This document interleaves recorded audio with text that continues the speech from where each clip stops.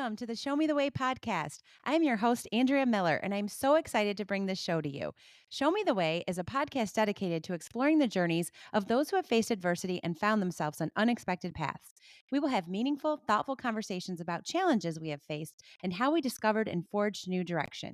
Prepare to be inspired and to uncover your own strength as you listen to relatable and motivating stories. Life has a way of twisting and turning, and we often need a fresh perspective to understand how to navigate. Let's show each other the way.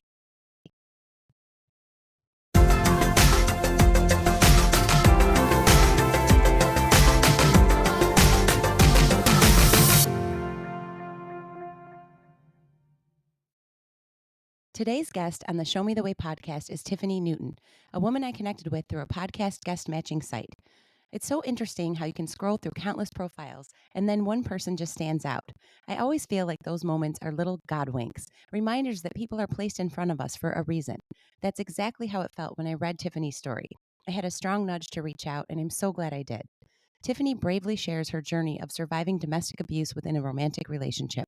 Even as a strong, independent, and intelligent woman, she found herself deeply in love with someone who did not treat her as such. Her heartbreaking story is a reminder of how easily someone can try to control, diminish, and take away our joy, no matter how much love we give. What's so powerful about Tiffany's story is how she has transformed her pain into purpose. She speaks openly to let others know they are not alone and that it is possible to reclaim your life. Through her words and even through the book she has written, Tiffany is making a real impact on so many people. This conversation is filled with vulnerability, courage, and hope. I encourage you not only to listen, but to share this episode with anyone who might need encouragement, healing, or simply the reminder that they are not walking their journey alone. Welcome back to the Show Me the Way podcast. Today's guest is somebody that I recently met through a Podmatch website. So, something that's been helping me continue to get a diverse group of speakers and people that I can interview that just have a story. Like I tell everybody, we all have a story to share. Some of us have many stories to share. Our guest today, when she and I first started chatting, I felt like I had known her for a very long time. Very comfortable speaking with her, and she has a lot of directions she could take us today. But I really love having the Show Me the Way podcast because it gives us an opportunity to listen to those that have faced challenges, adversity, things in their life that they didn't expect, and then provide us as listeners perspective on what they did with that. And this guest, Tiffany Newton, she definitely turned a negative situation and said, how can I make it positive for the future? How can I make a positive impact? How can I spread my message and help others? And immediately when we started chatting, I could feel that servant heart and that desire to help everybody else. And so I knew she would be a great guest for the Show Me the Way podcast. She is very passionate about helping others, providing a purpose in this short life and saying, I went through this and here's how I can help you. She is a speaker. She's a very dynamic person who is easy to talk to, like I said. And I know that we're all going to learn so many things from her. So I am going to give her more of an opportunity because, like I said, we just met. So I'm looking forward to learning more about Tiffany with all of you as listeners. But I'm going to give her a couple of minutes to tell us a little bit more about her before we dive into her story. So welcome to the Show Me the Way podcast, Tiffany. Yes, thank you so much for having me here. And it was an absolute pleasure speaking with you the other day and kind of getting to know each other a little bit and seeing if this would be a good fit. I through my own challenges of being an introvert, I kind of have been pushed this direction to speak out about my experiences by people that I ended up telling my story to. And that's what kind of led me down this path and has continuously pushed me to expand and share and listen, right? Some of the biggest things that we can do as people is listen to other people share, not to judge, but to support. And that's been a huge direction in all of this for me, as being a support person in someone's life when they need that transition into a support group or support system. And coming out of a domestic violence situation, not knowing that you were in one is the first challenge. I was brought up in a very loving household. My mom was brought up in a very loving household. My dad, the same thing. abuse was not rampant in our family. So why would they teach me about what the red flags and abuse is if they never experienced it? So my naive self um, learned it the hard way, unfortunately. And you just don't know what's out there if you don't know what to look for. And that was the biggest learning curve for me in starting to talk about all of that and trying to get rid of the guilt and shame of going through that. People started telling me, you need to share this. You need to have a conversation with so and so. You need to talk to more women about this. So it became this thread of encouragement to get out there and share more and more and more. And that led me to start my nonprofit. And that led me to write the book, especially with the push with Cassie and P. Diddy. And that, that is what we all see as the dictionary term of abuse or domestic violence. But it starts long before that with control and manipulation and gaslighting. There's so many things before that. And I was way more heavy on that side. I did have a little bit of the physical, not as much as Cassie and P. Diddy. Obviously, we've all seen that video. But the other side of it, the things that you can recognize before you even get to the physical is where we need to highlight so we stay out of the physical, right? We don't need to end up in hospitals. We don't need to end up calling 911. How can we avoid all of that? So that has kind of been my passion in that kind of development of, do we label it abuse yet? Or would I still be in denial of that term, right? Am I in a domestic abuse situation? No, probably not. Maybe it's just I need to be loyal to this person, or this is what, um, you know, a relationship is, no matter what. But then when you switch it to terms of fear, isolation, control, those kind of terms, you're like, oh, yeah, you relate to that. You don't necessarily relate to the domestic abuse or domestic violence, but you do relate to these other terms. That shift in realization for people, I think, is an important thing to bring up and talk about no matter what circle we're in. I couldn't agree more. I want to back up on a couple of things because two things you said really go so well with this podcast. So, as I explained to Tiffany, and as many of our listeners understand, the Show Me the Way podcast, it really is a platform for people to share all different stories. It started Mhm. talking about my son with Duchenne muscular dystrophy, obviously a health concern for a child, and how I took that in, how my husband and I dealt with it, the perspective that my son teaches me every single day.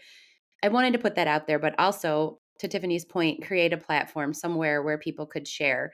And we've had all kinds of different stories. Some of them have been I switched jobs. Some of them have been I dealt with a health concern for myself or a child. Some of them have been grief. But this is a very important topic. So, as you could understand after listening to Tiffany just start speaking, that she really has unfortunately become an expert on the domestic abuse issue that so many people face and so many people are reluctant to speak on, or just like she said, they are in denial about it. They don't think it's really happening to them. And I really related to what you said about how you grew up, because if you didn't see it, if you weren't aware of it, how would you know what to look for? And how would your parents or anyone that's in your life be able to explain something to you if they've never been through it? So I think it's a very important topic. We are coming up to Domestic Awareness Month in October, right? Yep. So it's a very good time for us to be touching on this important topic. A lot of people don't even want to bring it up or they're afraid. So having someone like Tiffany that's so brave to share a story. And again, like I said, she started speaking. She mentioned she has a nonprofit and a book, which we will obviously have her tell us more about as we continue to talk. But I think that's so important and so valuable. And I'm just honored that you're here with us, Tiffany. And the other thing that you talked about was people encouraging you to share. And that's something, as we're continuing on into the second season of the Show Me the Way podcast, that's always the same. No matter what challenge or adversity someone went through, they always say, I had my village, I had my people. Some have Some are more of an extrovert situation and they've got like all Mhm. kinds of different groups of people. Some say, well, I've got one or two people that were always there, but the message is always the same. We're not meant to do life alone. So I really appreciate that your friends, family connections said, speak out, take this voice of yours. And just listening to you speak, you have a very great speaking voice. You can tell that you're passionate and it just shines through. All of you as listeners are going to hear that as we continue to talk, but just appreciated those two comments that you made so much. So, backing up even more, I do like to kind of give people reference. Where are you from? What do you do? That kind of thing. So, would love to hear a little bit more about that as well. So I'm an Army brat. My dad was in the Army. I was born in Berlin, moved all over the country, Texas, California, Kentucky, Georgia, back to Germany. I went to college in Missouri. So I've been all over the place. I absolutely love traveling. We moved every 3-ish years. So I got to experience all different types of things. Going to school, we didn't have the cliques like you do now, like especially in public school, because I went to military on base schools. So if you made a friend this year, that person's father may be transferring out that next year. So you were always making new friends. You learned to embrace the weird. It wasn't like, oh, I've known this person since I was 4 years old. None of that exists. It is, oh, I met you in middle school. Oh, I met you in high school. Oh, do you know so and so because they were at that base? Like it's a whole different environment. And the same thing with the parents, right? It's not the same parent groups. They may have hung out together for a year, 6 months, 2 years. It all depends on who gets transferred where and when.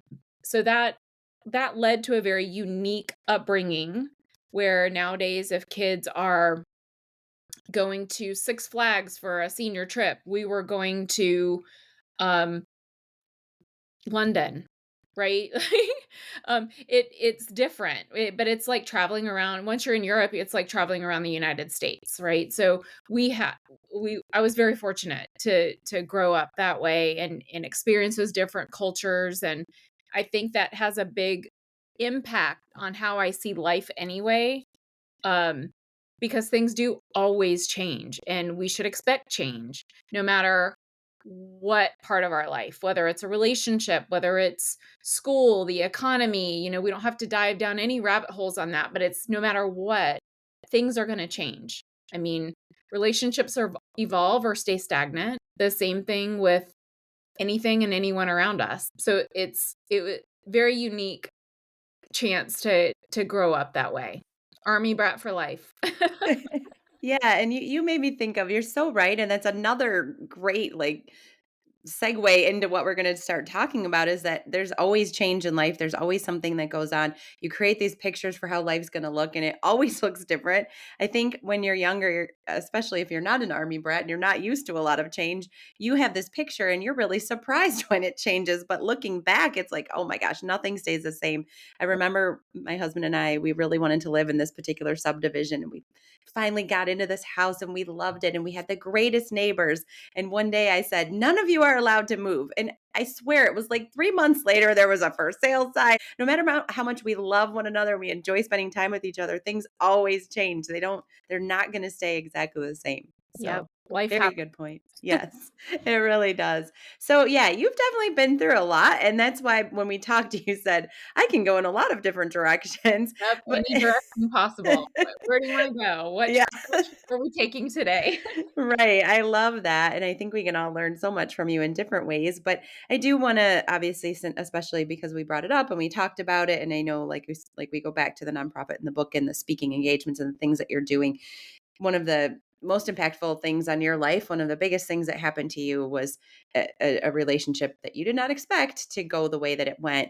And so I really, again, appreciate you being humble and vulnerable and able to share your story for all of us. Again, the people that encourage you to do that, we're doing the right thing. There's so many people out there that need to hear that they're not alone. And so I definitely do understand the importance of sharing your story. So with that, I will let you start, and I'll just ask questions as they come up, and there's no script. This is like a coffee talk conversation. Yeah, So, absolutely, and I think one of the biggest things is to let people know they are not alone. You feel that you are alone, because you've been isolated to feel that way. But when you start speaking out, you will realize people all around you all have a story, whether it's them, a friend, a family member, a coworker, they all know someone who's gone through abuse in some way, shape, or form. They say 1 in 3 women will experience domestic violence or domestic abuse in their lifetime. If you're in a room with 2 people, you're the person, right? It's that prevalent. It may not happen right now, but it's going to happen at some point in the future. And when you say domestic abuse, that does entail verbal or physical, right? Just any of that. Verbal, Mental. financial, religious. I mean, it's coercive control, it's manipulation, there's so much under that umbrella. Um, that most people, quote unquote, don't consider as abuse, but it absolutely falls under the umbrella of abuse. You grew up not really ever having to deal with something like that. And was this an early relationship in your life or was this more recent? This was more recent, in beginning of 2017 to October 31st, 2018. Short time span, big impact. So you had other relationships before that. Yes, I was married before. I've had my high school sweetheart, into relationships when I moved to Florida, in and out of different relationships of different time spans. But still, a breakup isn't someone who cheats on you isn't necessarily abusive, right? It may just be you didn't have in my case, we didn't have the conversation that we were going to be monogamous in dating. I'm not even going down the sex side of things, just in general of, well, you hurt my feelings because you went on a date with someone else. Well, I didn't know we were being, monogamous with each other. Well, that becomes well, maybe that's something I should have brought up, or he should have brought up, or had that discussion just in general. I don't I don't fall that into abuse. I fall into abuse like manipulation tactics and isolation, and are you going to wear that to work today? Why are you dressing nicer for people at work than you do for me? Why are you fixing your hair that way? Why are you wearing so much makeup for work? You don't even dress that nice for me or fix yourself up that nice for me. Like, there are those, you think it may start off as a compliment and then it becomes like a dig. And those are just the beginning stages. Things that you don't think end up as abuse can start off as abuse. A joke that is actual, not a joke. Just the sly manipulation tactics. And then looking back after you go through something like that, like there's got to be such a difference from being in it to seeing it from the outside. When I sat down with my therapist, she wanted me to go back to where the red flags started. She's like, now looking back, and I think this is important for any of us in any situation to reevaluate and be heightened awareness for future things, right? So she had me go back and say, you met him at a dog park. Was there anything at the dog park that raised your red flags? No, not there. We're standing out, we're talking, having a good time. But shortly thereafter, there was. And I ignored them. I ignored the red flags because of where I met him. Benefit of the doubt, right? Oh, he didn't mean it that way. Yes, he damn did. And why am I making an excuse for him when I should have absolutely seen it at face value, which was absolute red flag?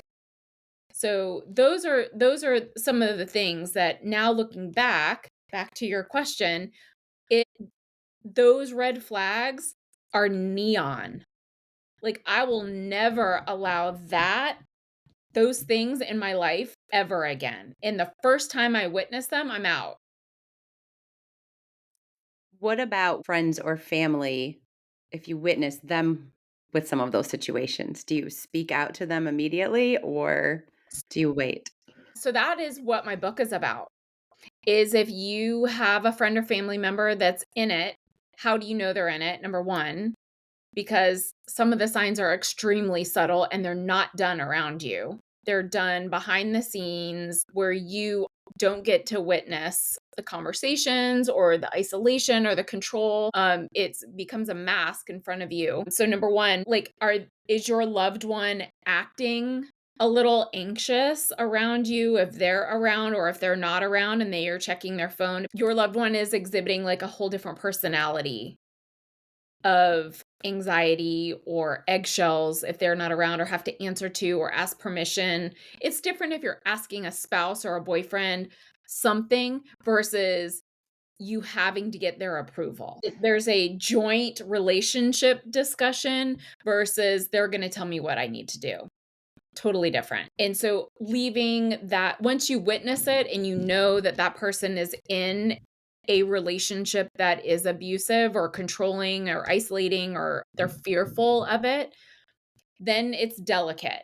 It becomes I see you're acting a little differently. Is everything okay? I'm here if you ever need to talk. Like, you don't want to bring up I think he's being abusive, because that loved one, I'm going to say Sue, if Sue is in an abusive relationship and you say, I think you're in an abusive relationship, you need to leave, Sue's going to go back to Jeff and say, oh my God, my friend thinks that I'm in an abusive relationship. And Jeff's going to be like, they're no good for you, and isolate you from that friend. That's danger zone, right? We don't want to give them the ammunition to isolate. That's when it becomes even more dangerous, right? The Gabby Petito story, where Brian Landry completely isolated Gabby from as many people as possible. Not only did they move states, but as soon as possible, he actually escalated the time frame of them going on their cross-country trip to isolate her. So that's where danger comes into play. And you don't know the level of danger because it can change. If they fear that you're going to leave, or they fear that they're losing control, that danger can escalate far beyond what they even think. It's like something snaps. Such good point. Such good points, and things that all of us can relate to. All of us can relate to what you're saying, and when we have people that we care about, how we should handle certain things. So I think this is very interesting and very important. I want to go back, if you're comfortable. I do want to hear more details. So you met at a dog park with both of your dogs Yeah. and just started chatting. And so what happened from there? So I met him in December of 2016. And I remember coming back into my condo going, where has this guy been? He seemed kind of funny, kind of smart ass. He likes going to the gym. He's got dogs. He eats healthy. Well, he lived across the street from me in a condo building. So we were literally living across the street from each other. And then I went on my dream trip. So I was gone until beginning of January, and came back, and we never swapped numbers. I didn't ask where he lived. Like, we ended up running into each other again at the dog park. So that's when he was like, well, I would love to take you out to dinner sometime, et cetera, et cetera. And so I was elated, right? Here's this guy. We have a lot in common. He works out. He loves dogs. He eats healthy. Like, great. Perfect. Let's go on a date. He comes to pick me up for the date, and he's like, snap, snap, like already kind of being directing, but kind of funny, right? Like, I'm not waiting here all day. I just took it as kind of funny, right? He's down in his car. I'm trying to catch the elevator, like whatever. So that's in January. I met with my accountant in February, beginning of February. And he was like, well, why do you need to get things ready for your accountant? He almost took offense that I was spending time getting things ready and not spending time with him. But I was like, whatever, I'm getting my own stuff together. Like, not, again, filed it in my brain because he brought it up later against me. But me taking care of myself, my financial health, my own stuff. And then Valentine's Day, he gave me a sapphire and diamond bracelet. I was like, wow, this is amazing. Thank you. Sapphire's my birthstone. How thoughtful. And then a trip to Miami. So all of the love bombing, right? The time together. You're amazing. You know, we have so much in common. Oh, here's a bracelet. We're trip to Miami. Like, all of these things, one right after the other. And then all of a sudden it is Well, why haven't you put that you're in a relationship on Facebook? Who is this person? Why are they commenting on your stuff? Then like the layers of the onion started to peel back. If you look at Facebook and you're friends with I was in bodybuilding for a couple years. So I have friends in the bodybuilding world and they don't wear a lot of clothes when they're posing on Facebook, right? They're proud of their bodies, they on stage, they're showing it off, right? So I have friends that are in bodybuilding, like people I personally met, and Facebook will show you their friends as people you may know, right? It's that whole banner of people you may know. Well, he read that as I knew them. And why am I friends with people that aren't wearing clothes, especially guys? So I would then get, well, why are you friends with people not wearing clothes? Like, that's offensive to our relationship. I'm like, well, they don't matter. I don't know them. Not thinking it was the people you may know. I had no clue at that time.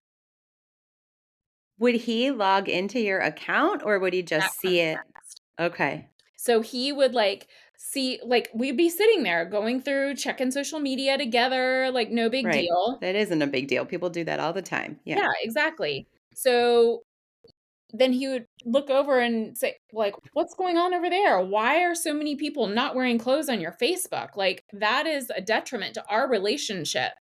If you want this to work, we can't have distractions like that. And to me, I'm like, I got nothing to hide. Whatever. I don't care. I don't know these people. Delete, delete, delete, whatever. Well, then it became that was called my online BS. So anytime he needed access to be able to see what was happening, he just dug. He would go on full on hunting sessions into my messages, into who I was friends with.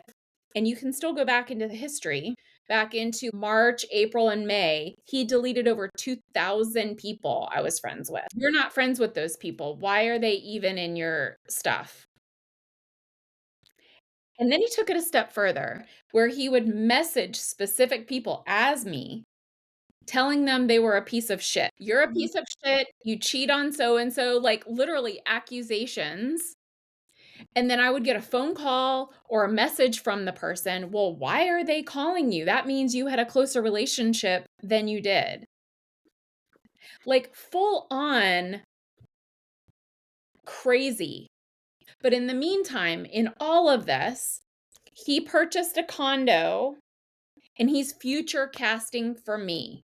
He is, come with me to the tile store. I want your help picking out tiles since you'll be spending so much time there. Help me decorate this. I want it the way you want it. Like building our life together, the future casting, the icing on the cake, making it look all pretty. Meanwhile, it's like poop inside the frosting. You just can't see that. So we're spending time decorating the condo, getting that all ready. At one point, I was getting ready to leave for work and he started a fight of I don't even remember of something you don't love me, you're picking all of this over me, blah blah blah. And I had to call out sick cuz I was in tears. He was berating me. There was no way I could even function at work. He started doing this stuff as I headed out for work on a more regular basis. So I would either be late to work or have to call in sick. Like he was trying to get me to lose my job so I could rely totally on him. So there's all different factors. He learned that I had my retirement account. He did not like that I had my own money. So he then manipulated, well, this condo is ours. This is for our future. Don't you want to invest in our future? Blah, blah, blah. This is what it looks like. So I took money out of my retirement. We recasted his condo. And in that process, it was, I need you to sign this form because they have to see where the money came from. And it was a gift letter, not a loan. It was a gift letter. And as soon as that was turned into the bank, he laughed in my face and he's like, good luck getting that back, bitch. So he owes me $40,000. It was all for our future, right? And then several months down the road from there, he decided he wanted a bigger condo or a better view or whatever, right? newer, shinier things. We went to go look at all these condos and we found a condo. He put down a down payment, sold the other condo, asked me what I thought that the split should be. I'm like, I don't know. What should it be? You told me that you would pay me back this money. Um, I don't know, 50-50. So he writes me a check for 30,000 from the closing, and then he guilts me out of it. Everyone says you're taking advantage of me, that you're using me, blah, blah, blah. And I'm like, listen, no, I can do all of this on my own. Like, here's your damn money. It was like my attitude, right? So I had paid a bill for 5,000, so there was 25,000 left. So I gave him the 25,000 back. Like an idiot. Like an idiot. I should have said, "Off you go. Bye. I'm done." But I mean, yeah, you say like an idiot, but as I'm listening to you talk, that could happen to anyone Yeah. at the moment. Completely typical of this relationship. Yeah. Plus, I'm sure you had said, I love you and I trust you and all of these things at that time. Yeah. I mean, there's so many other layers of things that were happening all through this, but just even that's the financial manipulation of it all, right? Like, well, you're not paying your fair share. So not only did I give him the 40,000, I had to pay HOA fees. I had to pay this. He bought the groceries, but I had to cook. We shared on a lot of things, so it was very equal on that. But I was probably making 60,000 at the time. He was making 250,000. So why didn't he need my money? He needed my money so I couldn't go anywhere. That's why he needed my money. Now, did you know of previous relationships that he had? I knew there was a girl he dated. I think it was just before me, within like a year or so before that he, he didn't allude to it being like a true relationship, that he hung out and quote unquote helped her. Um, he never really got much into it. Later on, I found out that he would like stalk these women online. He was logging in to see what they were doing. In fact, one of the girls he apparently met on Match, um, he had used her name and taken a picture of his condo when we first met. He had a very distinct condo layout. He took a picture of his condo, and that was her profile picture, but it was him. He set up a fake account. He was known to set up multiple fake accounts. And so he would friend me, get in to make sure I wasn't blocking him on any of the posts I was making, and making sure I was talking about him and only him. If I was on Facebook, I was only to talk about him and how grateful I was to be in a relationship with him, how amazing he was, how basically that he was my end all be all. He wanted to be idolized. And so much control, so much Yeah. control. Like you said, the finances, your social media, how you react to other people. How I dressed, who I looked at, how I smiled. He controlled all of that. In fact, the trip to Miami in the very beginning and around Valentine's Day, we were sitting outside on Lincoln Road, which is like an outdoor mall slash restaurant row, basically. And we're sitting there hanging out. It's beautiful. The wind is blowing. And I have a like smirk slash smile, right? When you're happy, you're not frowning. You're smiling. And he's like, "Are you not happy to be here with me?" He was grooming me to respond how he wanted me to respond. And it literally made me question, am I not smiling? Maybe I need to show that a little bit more, right? So questioning how I'm responding to things to change how I responded to things. And he did that multiple times. Like throughout our relationship, he would like say, do you not like that? Right? I'm a people pleaser, to have me amp up my responses. You said earlier, you said the word naive, and I feel like listening to you, I'm definitely naive when you listen to people talk, and I wouldn't have picked up on any of that stuff. Many of us wouldn't. Yeah. Obviously, he had a big job because he made good money. How did he have time to do all of these things? Aren't there so many more important things that he needed to focus on? And it also makes you think, how is he at work? Probably the same way. So he worked from home. His company that he worked for was out in Utah, and he was one of the only senior VPs that could work from Florida. So he negotiated that whole deal. He worked from home most of the time, and then he would travel. And how he found the time, I've got no idea. I have no idea, because not only did he have time to like hunt through all of my emails, in fact, I had to shut down an email because ex-boyfriends had that email. I had not communicated with ex-boyfriends, but he would do a search for specific words in my email. And if that person came up, that was the reason why I had to delete that whole email account. So not only did he have these hunting sessions, and he specifically had those when he was out of town, because he would always come back and cause something. But while he was out of town, that became even more interesting. He hired sex workers, and I found proof of it. Male sex workers. So he had time for lots of things, apparently. And the interesting thing is how he was at work when he would do some type of presentation. One of his things would be, come up and tell me what you think, and I'll tell you why you're wrong. So very much that narcissistic side. Now, I think in person with certain people, I think he was like a grandiose narcissist. With me, he was for sure covert. Covert to me, because I wasn't aware of the signs and signals. Now that I am.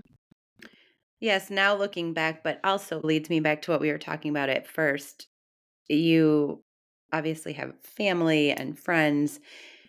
Do you think they noticed things were going on, or did he put this front out that they recognized?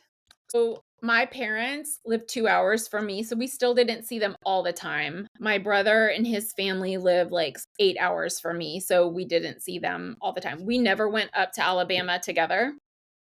Or actually, I don't think I visited Alabama at all while I was dating him. But my brother and his wife and their children went to Universal, and we went over to Orlando to go to Universal, and he complained the whole time. He complained about the crowds. He complained about having to hang out with them. He complained about everything. Meanwhile, I'm like, this is my family. I'm go with the flow with my family. I don't like to plan things. If they have kids, they're the ones who are going to be planning, right? It's just me. But with him there, he was like, can we just meet up with them at lunch or end of the day? I don't want to be in this crowd. He just was so bothered. And if I wasn't responding to that, it was, my back is bothering me. I need to go sit down. Like, and whether it was or it wasn't, it always came back to him. It always circled around something. Did any family or friend say anything to you ever about how he acted when they were around him? Very early on, one of my best friends, she came up to us at the gym. And when she walked away, he was like, I can't believe how rude she is. Why would she interrupt us? You need to question your friendship with her if she is that rude.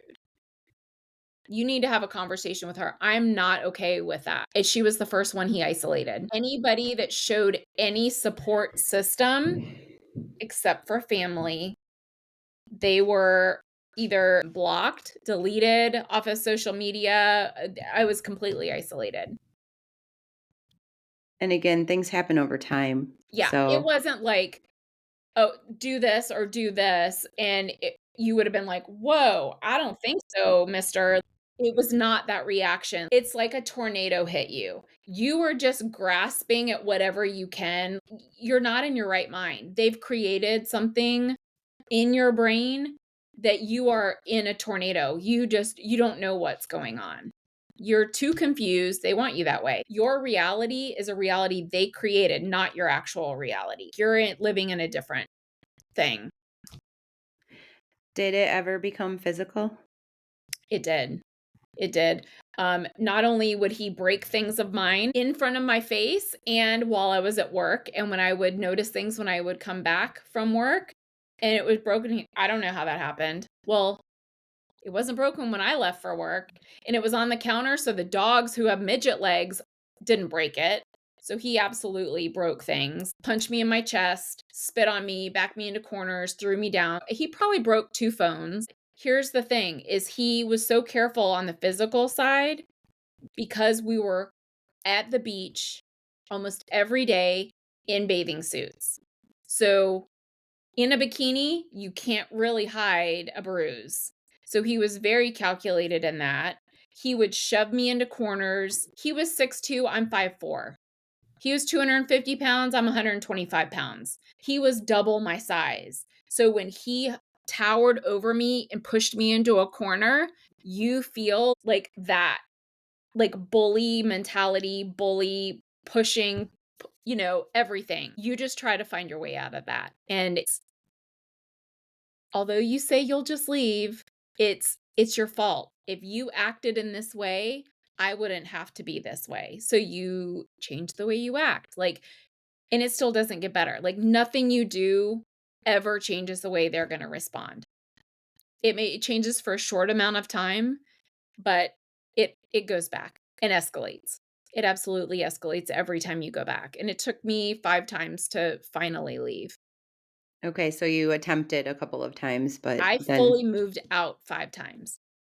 The last time is when I didn't go back. So the 5th time I didn't go back. when you would leave and when you finally left, did you have support? So I think it was the 4th time that I left. I left during a hurricane and it was storming. It was absolutely awful, but I couldn't take it. He was like off his rocker. And I had talked to my sister-in-law. They were obviously hours away from me. I couldn't be caught. I was on camera. So there were only approved people that I could talk to because he could see my text messages and my call logs and all of that stuff. And he would log into the security camera and see me. He had cameras all over the condo. He would watch me sleep when he was out of town. I had rules on my phone. I wasn't allowed to use it past 7 p.m. And if it was past 7 p.m., then it was only with people in my emergency contact list, which he edited who was on it. So when I left at that time, I wasn't fully prepared to be gone. So when you decide to leave, you really need to have a safety plan in place, and everybody's safety plan is different. I had gotten rid of my condo. I didn't have any furniture. The only belongings I had were my dog, my jewelry, my clothes. So, on the 4th time, I was at the hotel and I had started talking to a therapist online at betterhelp.com. And she was like, "You're in a situation. You need to get things ready. What do you need to get ready?" And I'm like, "Well, I know I need to have a safe place for me and my dog. I need to have food. But I couldn't put together anything and store it at the condo because then he would see it. So I started, those Amazon lockers. I started shipping things there, like essentials that I could move into some place that was like fully furnished. The beginning was a stay in a hotel for a couple days and then find a place. But my to-go bag, I shipped items to Amazon lockers, and then I would pick it up and drop it off at my storage unit. I'd have to leave work a little early, speed a little bit faster, so my time, because he timed me to and from work, leaving his house to go to work and coming back. So I had to be strategic on the way that I did that. So I would drop it off at the storage unit, which he already knew that I had because we had stored some of his mom's things in there as well. But he didn't know that I was dropping these things off. I would say I was donating things to Goodwill. I'd even grab some of his stuff and put it in a separate bag. And I would take my suitcase to the storage unit and his bag to Goodwill. So I was slowly moving things out. And then finally, the last time, like the straw that broke the camel's back, I mean, he had cheated on me. I'd found out I had a listening device. So I heard the whole thing of him in his ordeal in our condo. But I was working from home. It was a Saturday. I was working from home. I had like an hour left and I was talking to a client on the phone and he came in and he dropped his drawers and shoved his family member in my face. And he was like, "Give me a blowjob." And I'm like, "I'm on the phone with a client." He's like, "Give me what I deserve." And I'm like, "No. I'm not doing this. I have to work." And he's like, "Then I'll find someone who will. I'm tired of not getting what I deserve." And I was like, "That's it." I shut my computer. I'm like, "I'm done. I'm done."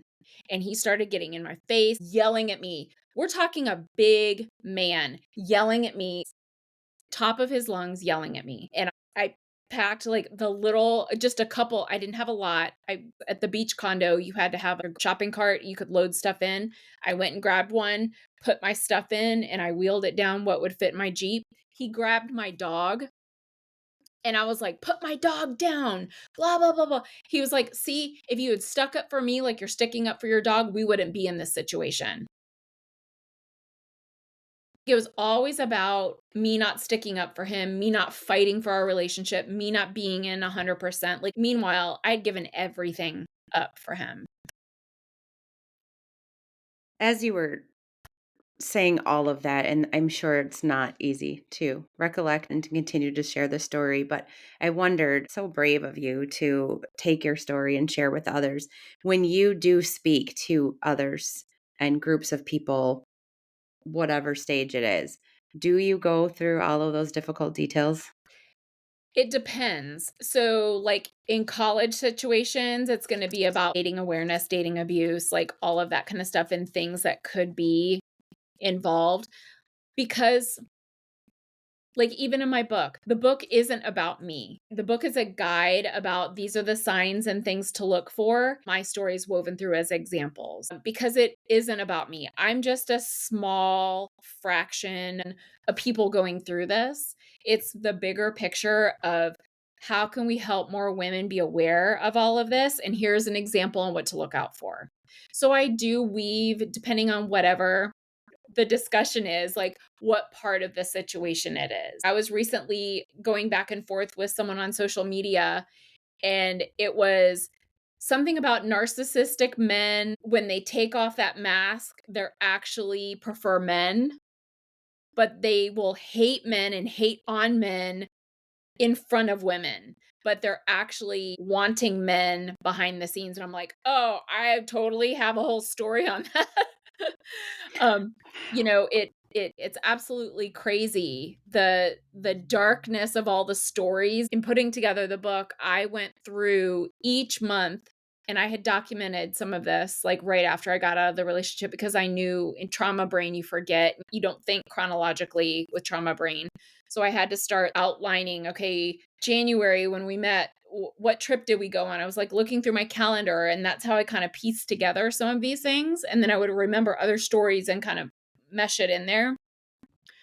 But putting that together and building out the details of that, I mean, that was dark. That you have to sit in those feelings for a little bit, though. The only way you heal from some of that trauma and some of those storms is emotional maturity, and you only do that by sitting in the feeling, addressing the feeling.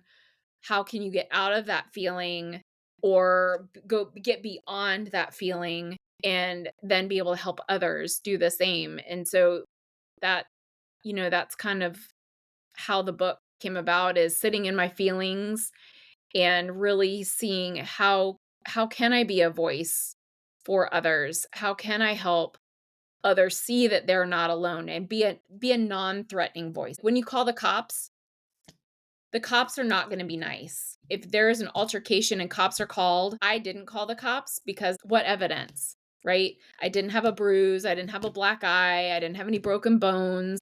Do I show the spit on my face? What would that look like? Should I have called the cops in that? Yes, I absolutely should have.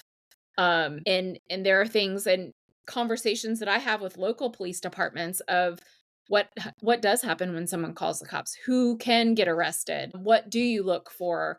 What is the time frame of that? But it all comes down to who shows up on scene. How are they going to talk to the victim? How are they going to talk to the abuser? We saw all of that in the Brian Landry, Gabby Petito situation when the cops showed up. The one freaking out, Gabby, was the one being abused. And Brian Landry was calm, joking around with the cops. That is pure diabolical. He had them fooled, thinking she was off the chain, crazy, whatever. So, thinking of that, who do you call? How do they respond? What is that going to look like? and having that discussion openly. And how does that impact your mental health? So, the mental health side of it, how do you address what you just went through? You need to label it, whether it is, I was having this discussion with a friend of mine, name your trauma. What do you name it? So I was on the phone with her and it was storming outside. I'm like, Stormy, let's name the trauma Stormy in dealing with this. Let's talk to Stormy. Stormy has a place at the table. How can we tell Stormy she's no longer welcome at the table? It's important to walk through some of these things and speak to a counselor. They're all across the nation. There are resources. On my nonprofit website, I do have local resources to where I'm at, and then I'm adding in national resources because people do tune in and go to my website. And if I'm not specifically in an area, what national website can they go to? What are the resources that they can find help with? And it's just there is so much out there. Most of us just I didn't know where to look.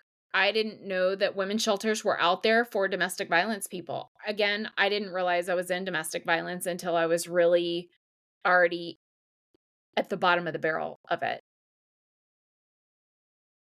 I brought a lot of that up because I just as you were speaking, I thought this has gotta be so difficult, and here I am asking questions and having her recap so much of what she's been through, but I just felt like the listeners and myself, we needed to hear a lot of that to fully understand, and also, I can think of people in similar situations, or I can think about how people talk to others and how they kind of manipulate and how easy it is to overlook that. Yeah. So even if you're not fully in a domestic abuse situation, it is important to recognize when someone's trying to manipulate you or control you or make you do what they want you to do, because we can fall under that trap in so many situations. You can say, "Wait a minute, I don't that's not how I want this to continue to go," or And that's just amazing looking because you back. just the way you just said that. So, it's important to set boundaries, right? And boundaries are what will help you determine whether it's a healthy relationship or an unhealthy relationship.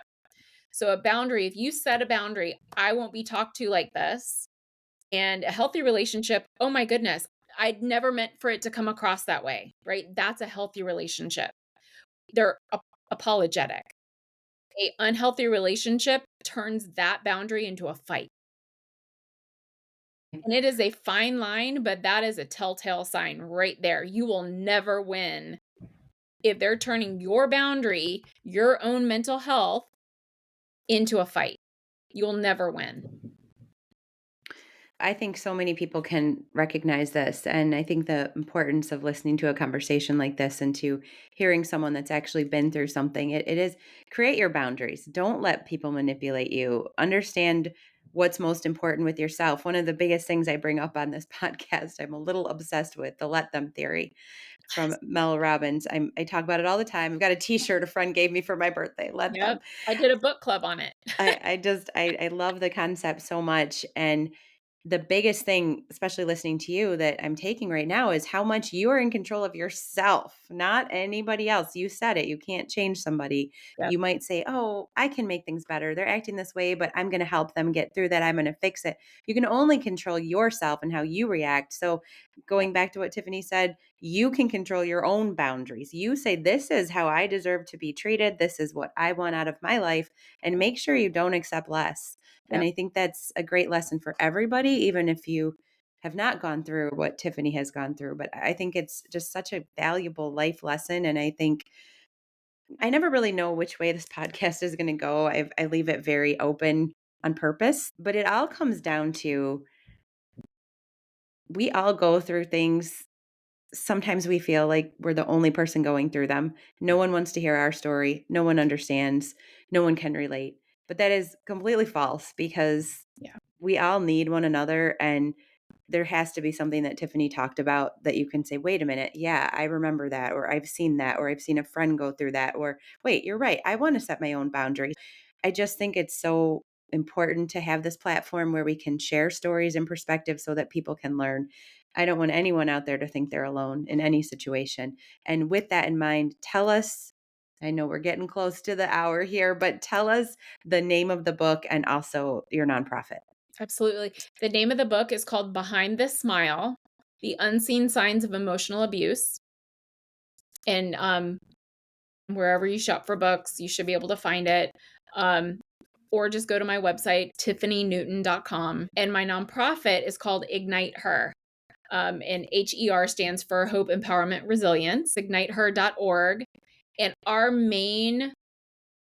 our three pillars are safe exit strategies. So that's mental, physical. So that could be mental health counseling, that could be trauma informed yoga, that could be self defense classes, those workshops, and then support and education. So red flag awareness, manipulation tactics, like understanding all of this, like our whole discussion today. And then the last pillar is connection to local resources, but I am putting that national numbers and websites on there because that is so important no matter where we are in the country.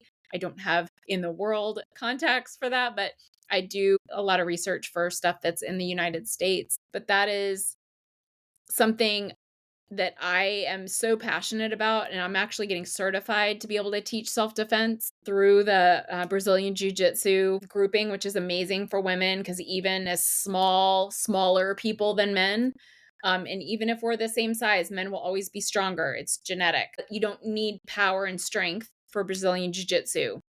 It's leverage and technique, and we absolutely can master that. One of the ladies that came to teach at my last workshop, she is a world title holder in bare knuckle fighting.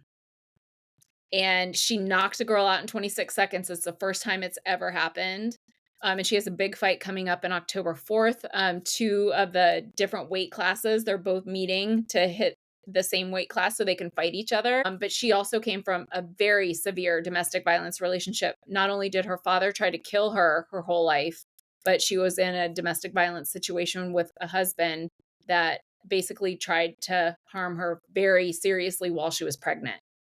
So the fact of her journey is absolutely amazing. And I love connecting with powerful women like this to show it doesn't matter who you are, anything can happen, and you can always rise up from that. This has been such an amazing conversation, and I can't thank you enough for, like I said, your bravery, your courage, being vulnerable and sharing something like that. A lot of people really have a hard time coming through and then being able to speak on it and help others. And I just think that is just so very admirable that you're doing that. The Thank way you speak, the way you show up, very professional, very poised, not afraid to share, and then also help and give resources and perspective. I will definitely post the link for the book and talk about your nonprofit in the show notes so that anyone listening can take it, go from there, share it with others. I think it's so powerful what you have done for us today. And I can't thank you enough for being a guest and being open to sharing your story with me. Thank you so much. I just take pride in that if he Googles my name now, all he sees is domestic violence. That brings me joy because he knows he's the cause of it. Even though I don't bring power to his name, I don't even mention his name in the book. I only mention his initials because he doesn't deserve any of that. But I will absolutely call him out. Well, a lot of these stories that we share here, like I said, all different stories, we always say things happen for a reason. Yeah. And it's so hard to use that phrase. And I've said it a few times on a few of these episodes that when my son was diagnosed with a disease that there's no cure for, it's hard to say what was the reason, why did that happen, and I still don't understand why that happened, and I don't understand why a beautiful woman like yourself, a very strong, powerful woman, had to go through all of this. I wish you didn't have to go through all of that, but the big thing here is finding purpose, right? And so you went through this horribly dark time, but you kept seeing the light, and now you have such purpose. It's apparent just listening to you talk. And yes, again, don't understand why this happened to you. I don't think it's easy to answer that question, but Yeah. it is easy to see that there was a purpose on the other side. Thank you. That is